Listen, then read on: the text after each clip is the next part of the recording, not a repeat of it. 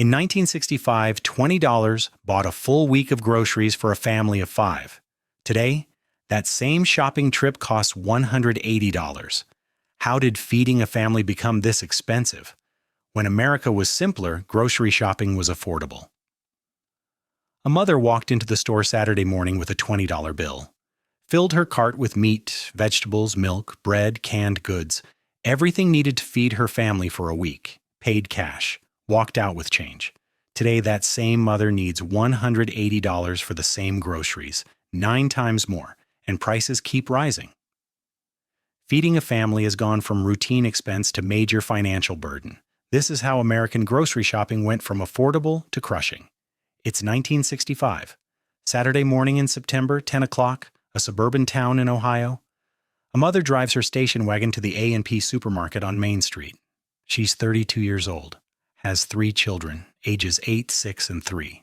Her husband works at the insurance company downtown. She's a homemaker, manages the household. Saturday morning is grocery shopping day, every Saturday. Same routine. She has her list written on a small notepad, items needed for the week ahead. She has her budget, $20 cash in her purse. That's what she spends every week. That's what feeds her family. The parking lot has space. She parks close to the entrance, gets out, retrieves the shopping cart from the cart return. No coin deposit needed, just take a cart. She enters the store. The A&P is clean, bright, well organized. 6 aisles. Not huge, maybe 3,000 square feet total, but it has everything a family needs. Produce section, meat counter with a butcher, dairy case, canned goods, bakery, cleaning supplies. The cashier at the front, a middle-aged woman named Margaret, waves and smiles. She knows this customer, sees her every Saturday, knows her name, knows her children, small town, regular customers, personal service. The mother begins shopping. Starts with produce. Potatoes, 5-pound bag for 39 cents. Carrots, bunch for 15 cents. Lettuce, head for 19 cents. Apples, 3 pounds for 49 cents. Onions, 2 pounds for 25 cents. Total produce, $1.47. Next, the meat counter. The butcher is working behind the glass case. She tells him what she needs. He cuts it fresh, wraps it in white paper, writes the price with a grease pencil. Ground beef, 3 pounds for $1.35. That's 45 cents per pound. She'll make meatloaf Monday, hamburgers Wednesday, spaghetti with meat sauce Friday. 3 meals from 3 pounds of ground beef. Chicken. Whole fryer, 3 pounds, 89 cents. She'll roast it Sunday, use the leftovers for chicken soup Tuesday. Pork chops, 6 chops, $1.20. Thursday dinner, bacon, 1 pound, 69 cents. Sunday breakfast, total meat, $4.13. On to dairy, milk, 2 gallons at 49 cents each, 98 cents. Her children go through a lot of milk. Eggs, 1 dozen large, 53 cents. Butter, 1 pound, 65 cents. Cheese, 8-ounce block of cheddar, 45 cents. Total dairy, $2.61. But here's what made 1965 grocery shopping work, something completely destroyed today. She continues down the aisles. Bread, 2 loaves of white bread, 21 cents each, 42 cents total. 1 loaf will last 3 days, 2 loaves for the week. Canned goods, green beans, 3 cans at 15 cents each, 45 cents. Corn, 3 cans, 17 cents each, 51 cents. Tomato soup, 4 cans, 12 cents each, 48 cents. Tuna fish, 3 cans, 29 cents each, 87 cents. Peanut butter, large jar, 59 cents. Jelly jar, 33 cents. Flour, 5-pound bag, 49 cents. She bakes bread sometimes, always makes pancakes Sunday morning. Sugar, 5-pound bag, 59 cents. Coffee, 1-pound can, 79 cents. Her husband drinks 3 cups every morning. Cereal, large box of corn flakes, 39 cents. Her children eat cereal every weekday morning. Pasta, 3 boxes of spaghetti, 19 cents each, 57 cents. Condiments and staples, ketchup, mustard, mayonnaise, salt, maybe another $1.50 total for the month's supply, though she doesn't buy all of these every week. She checks her list, has everything needed. Her cart is full, not overflowing, but full. 7 bags of groceries when packed. She heads to the checkout. Margaret, the cashier, begins ringing items up. The register is mechanical, no scanner. Margaret types each price manually. The keys make satisfying clicks. The drawer pops open with a ding. The total appears on the small display, $19.37. The mother hands over her $20 bill. Margaret counts out 63 cents in change. 3 quarters, 1 dime, 3 pennies. The mother puts the change in her purse. Margaret helps pack the groceries into brown paper bags. 7 bags total. Heavy but manageable. The mother and Margaret load them into the shopping cart. The mother wheels the cart to her station wagon, loads the 7 bags into the back, returns the cart to the cart return, drives home. Total time in store, 45 minutes. Total money spent, $19.37. Total food purchased, enough to feed a family of 5 for 7 full days. 3 meals a day for 5 people for 7 days equals 105 meals. $19.37 divided by 105 meals equals 18 cents per meal. 18 cents per meal. That's what feeding a family cost in 1965. This wasn't a special sale or extreme budget shopping. This was normal, typical grocery shopping in 1965. The system worked because food was priced reasonably relative to wages. The mother's husband earned $125 weekly at his insurance job. $19 for groceries was 15% of weekly income, 15% of income for all food for the entire family for the entire week. That left 85% for everything else: mortgage, utilities, car, clothing, savings, occasional entertainment. The family wasn't rich, solidly middle class, 1 income, 3 children, living comfortably but not extravagantly, and they could afford to eat well. The groceries she bought were real food: meat cut fresh at the butcher counter, produce from farms not shipped from across the world, milk from local dairies, bread from regional bakeries, canned vegetables from American farms and canneries. The quality was good. The ground beef was actually beef, high percentage lean meat. The chicken was raised on farms, not factory operations. The milk wasn't ultra-pasteurized. It was fresh, delivered to stores twice weekly. She cooked everything from scratch. No pre-made meals, no frozen dinners except for emergencies. The flour and sugar were for baking. Cookies for the children, occasional cake, pancakes every Sunday. The ingredients to cook real food cost very little. The grocery store operated on thin margins but high volume. A&P made money by selling to thousands of families like this one, each spending around $20 weekly. The store didn't need massive profits per customer, just steady, reliable business. Food distribution was efficient but not yet globalized. Regional suppliers, seasonal produce when possible, less transportation cost, less middleman markup, more value reaching the customer. Government policy supported affordable food. Farm subsidies kept American agriculture productive. Food prices were watched carefully. Inflation in food was considered a serious political issue. Keeping food affordable for working families was a priority. The mother didn't need to clip coupons or compare prices obsessively. She shopped from her list, bought what was needed, and it fit the budget. Grocery shopping was routine, not stressful. A chore, but not a financial burden. Her $20 bought real abundance. Her family ate well. Meat at most dinners, fresh vegetables, milk with every meal, fruit for snacks. Nobody went hungry. Nobody felt deprived. The food was simple but plentiful and nutritious. But walk into a grocery store today with the same list and you'll see something that would shock anyone from 1965. Fast forward 61 years, 2026, Saturday morning in September, same suburban town in Ohio. A mother drives her SUV to the Walmart Supercenter on the highway outside town. She's 32, has 3 children, ages 8, 6, and 3. Her husband works in IT. She works part-time as a teacher's aide. 2 incomes, both necessary. Saturday morning is still grocery shopping day, but everything else has changed. The Walmart parking lot is massive.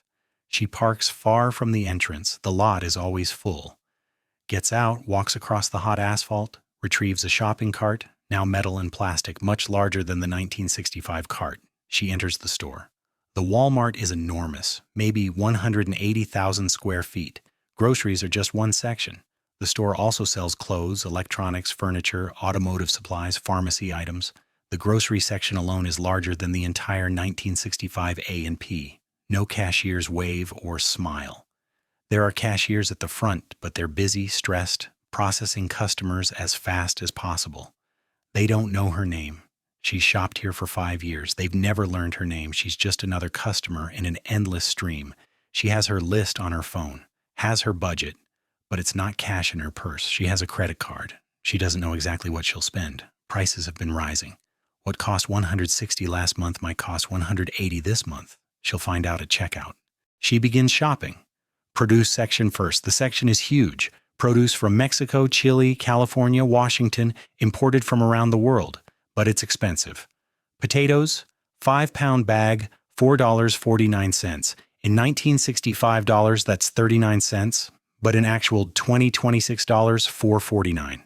She puts it in the cart. Carrots, 1-pound bag, $1.99. Lettuce, head of romaine, $3.49. Apples, per pound price is $2.49. She gets 3 pounds, $7.47. Onions, per pound price is $1.69. She gets 2 pounds, $3.38. Total produce so far, $20.82. She's already spent more than the entire 1965 grocery budget, and she's only done produce. Meat section next. No butcher counter. Just pre-packaged meat in plastic-wrapped styrofoam trays. Cut somewhere else, shipped here, displayed in refrigerated cases. Ground beef. The 80% lean is $7.49 per pound. She needs 3 pounds for the same meals. Meatloaf, hamburgers, spaghetti. 3 pounds cost $22.47. Whole chicken, 3 pounds, $2.49 per pound, $7.47 total. Pork chops, 6 chops pre-packaged, $14.69. Bacon, 1 pound, $8.99. Total meat, $53.62. Her cart isn't even half full yet. She's already spent $74.44, more than 3 times the entire 1965 budget. And she hasn't bought dairy, bread, canned goods, or staples yet. But here's where modern grocery shopping gets even more crushing. She continues shopping. Anxiety building. Dairy section. Milk, 2 gallons at $4.49 each, $8.98. Eggs, 1 dozen large, $4.69. Butter, 1 pound, $5.49. Cheese, 8-ounce block of cheddar, $5.29. Total dairy, $24.45. Running total, $98.89. Still not done.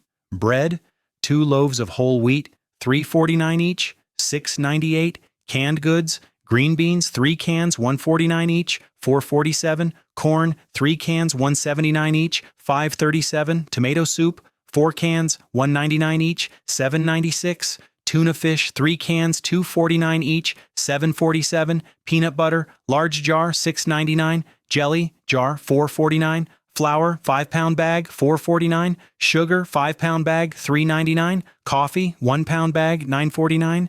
Her husband still drinks 3 cups every morning. The coffee alone costs more than all the produce in 1965.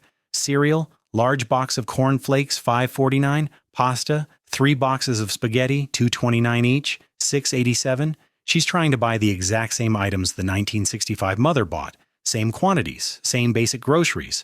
Nothing fancy, no organic, no name brands when store brand is available, just basic food to feed her family for a week. Her cart is full now. She heads to checkout, but not to a cashier, to self-checkout. 4 machines. 2 are broken. A line waits at the working ones. She waits her turn, begins scanning items herself. The machine's voice. Place item in bagging area. She does. Unexpected item in bagging area. She removes it, rescans. Please wait for assistance.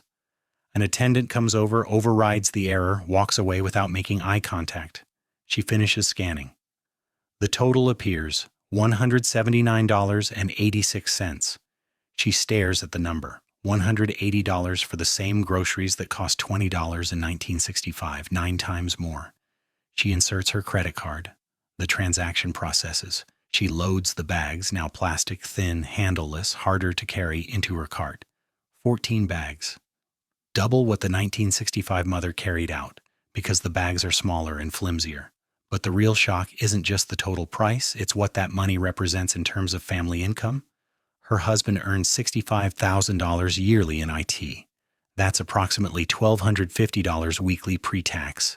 After taxes, insurance, and retirement deductions, take-home is about $850 weekly. $180 for groceries is 21% of weekly take-home pay. In 1965, groceries were 15% of income. In 2026, they're 21%. That's 6 percentage points more of income going to food. But that's not the full picture. In 1965, one income supported the family. In 2026, she also works, earns $22,000 yearly part-time, another $420 weekly, $300 after taxes, combined take-home, $1,150 weekly. Groceries are 15.5% of combined income. So with both parents working, contributing both incomes, they're spending the same percentage on groceries as the 1965 family did with one income. Except the 1965 mother was home, managed the household, cooked 3 meals daily from scratch, had time for meal planning, preparation, baking. The 2026 mother works outside the home, has less time for cooking, often relies on quicker, more expensive options. The groceries are more expensive and she has less time to prepare them efficiently. The 1965 family had one income, one parent home, and 15% going to groceries. The 2026 family has two incomes, both parents working, and 15.5% going to groceries. The standard of living hasn't improved. It's taken two incomes to maintain roughly the same percentage spent on food. And the quality has declined. The 1965 ground beef was better quality. The 2026 ground beef is factory farmed, lower quality, more filler. The 1965 chicken was farm raised. The 2026 chicken is from massive industrial operations. The 1965 produce was seasonal and local when possible. The 2026 produce is shipped from thousands of miles away, picked unripe, lower in nutrients. She's paying 9 times more for food that's actually lower quality in many ways. And the way grocery stores operate now creates additional hidden costs the 1965 mother never faced. The self-checkout saves the store money, no cashier to pay, but costs her time and stress. She's doing labor the store used to pay someone to do for free. The massive store size forces her to walk further. The 1965 A&P was compact, 6 aisles, maybe 5 minutes to walk the whole store. The 2026 Walmart grocery section has 30-plus aisles. She walks over a mile doing her shopping, takes 75 minutes instead of 45. The overwhelming choices create decision fatigue. The 1965 store had 1 or 2 brands per item. Peanut butter, 2 choices. Bread, 3 types. Simple. In 2026, there are 17 brands of peanut butter, 32 types of bread. The abundance of choice is actually stressful and time-consuming. The store is designed to make her spend more. Impulse buy items at checkout, candy and magazines at child eye level, end cap displays with deals that aren't actually deals. She budgeted $160, spent $180. The extra $20 was impulse purchases the store's layout encouraged. The plastic bags are terrible. She needs twice as many because they're thin and small. They rip easily. When she gets home, she makes 4 trips from the car instead of 2. The 1965 paper bags were sturdier, held more, made carrying groceries easier. The food spoils faster. The 1965 food was fresher, local or regional, less time from farm to store. It lasted longer. Her mother's vegetables stayed good for 5 days. Hers start wilting after 2 days. The 2026 produce is older when purchased, has been in transit longer, spoils faster. She throws out more food, adds to the effective cost. The prices change constantly. In 1965, prices were stable. Milk cost 49 cents one month, 49 cents the next month, 49 cents 6 months later. In 2026, milk was $4.29 last month, $4.49 this month, might be $4.79 next month. She can't budget accurately, can't predict costs. The instability creates constant financial anxiety. The store is impersonal.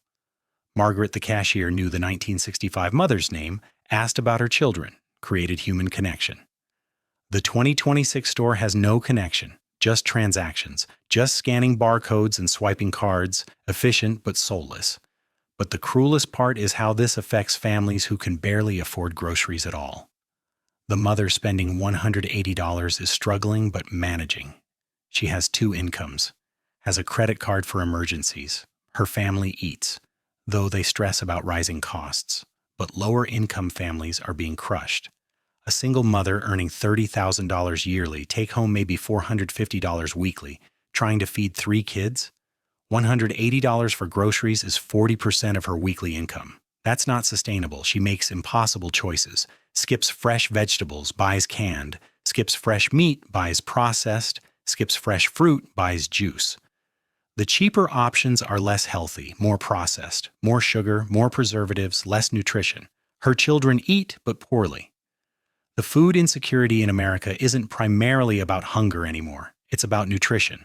Low-income families eat high-calorie, low-nutrition food because that's what they can afford. The 1965 working-class family ate well. Real meat, fresh vegetables, whole milk, nutritious food within budget. In 2026, working-class families eat processed food, fast food, cheap calories. The food is available, but the nutrition isn't. And food assistance doesn't keep pace. SNAP benefits, food stamps, provide about $160 monthly per person. That's $40 weekly.